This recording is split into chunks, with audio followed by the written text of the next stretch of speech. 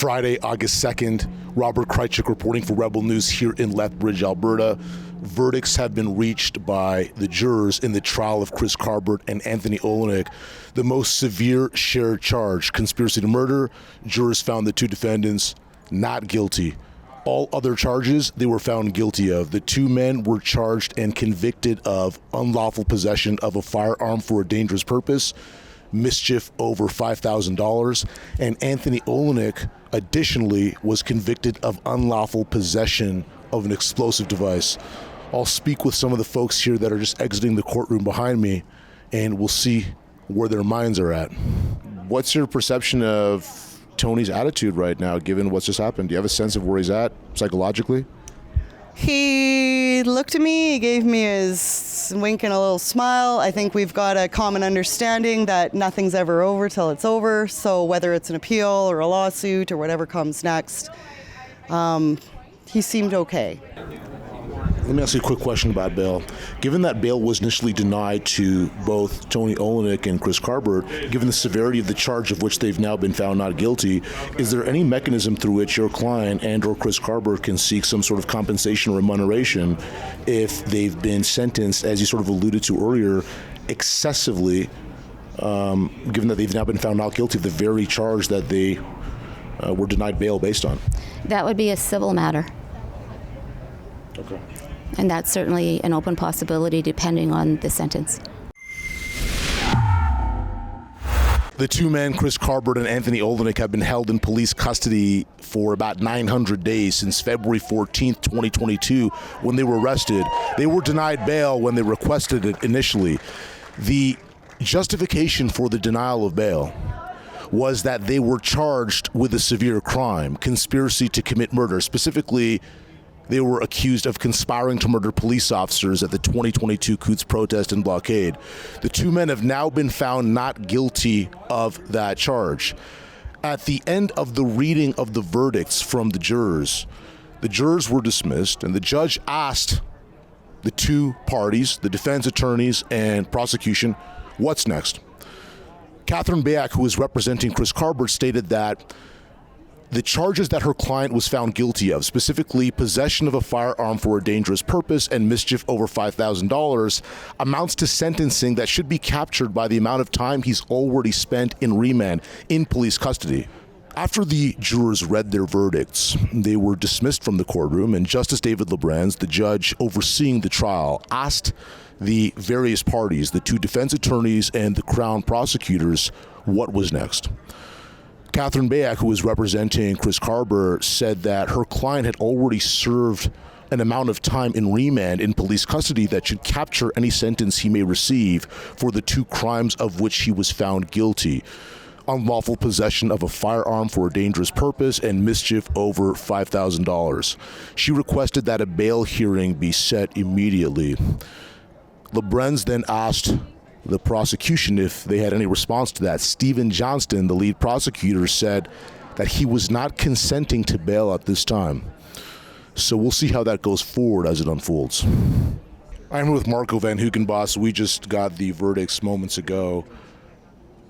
What did you want to share about this time they spent in remand in relation to the most severe charge?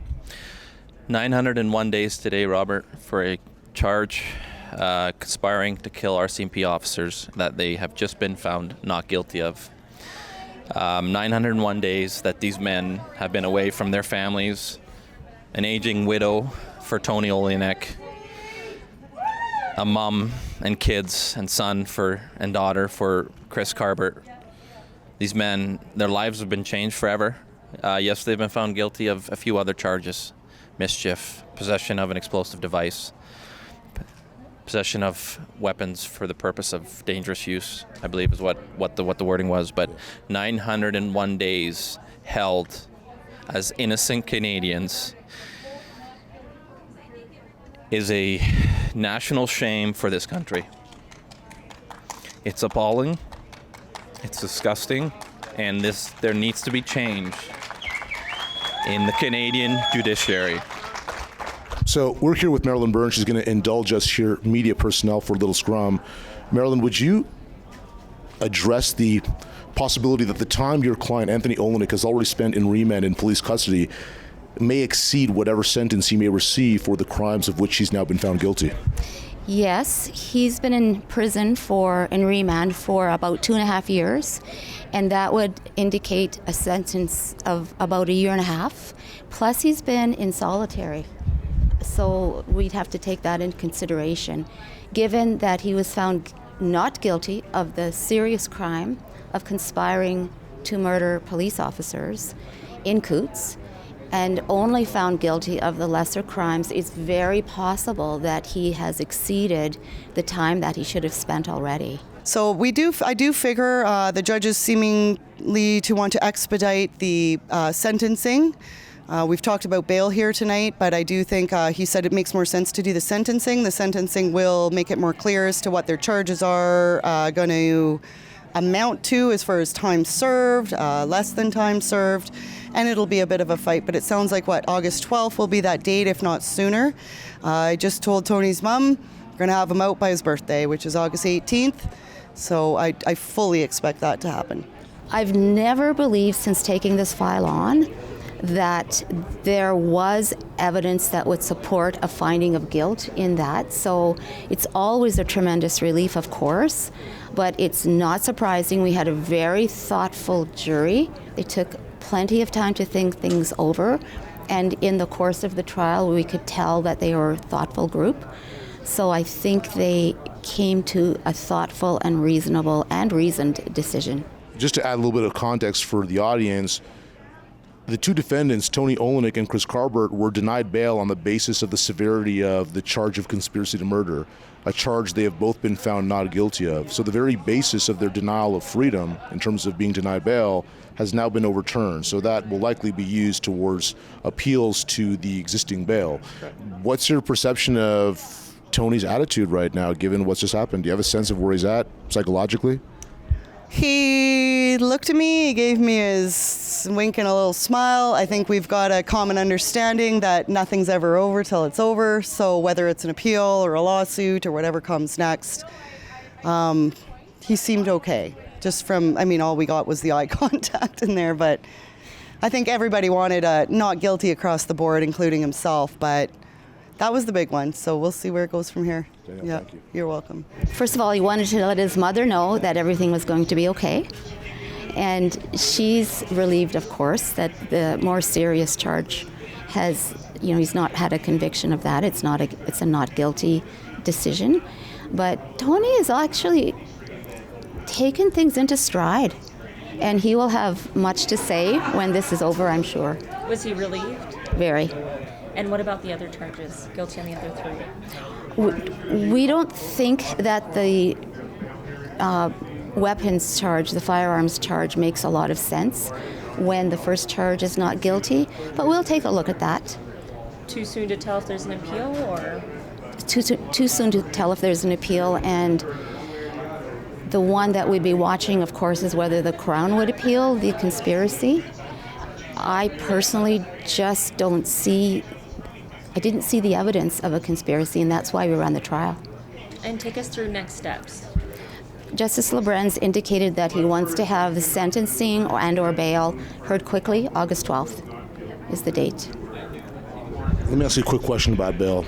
Given that bail was initially denied to both Tony Olenek and Chris Carbert, given the severity of the charge of which they've now been found not guilty, is there any mechanism through which your client and or Chris Carbert can seek some sort of compensation or remuneration if they've been sentenced, as you sort of alluded to earlier, excessively, given that they've now been found not guilty of the very charge that they were denied bail based on?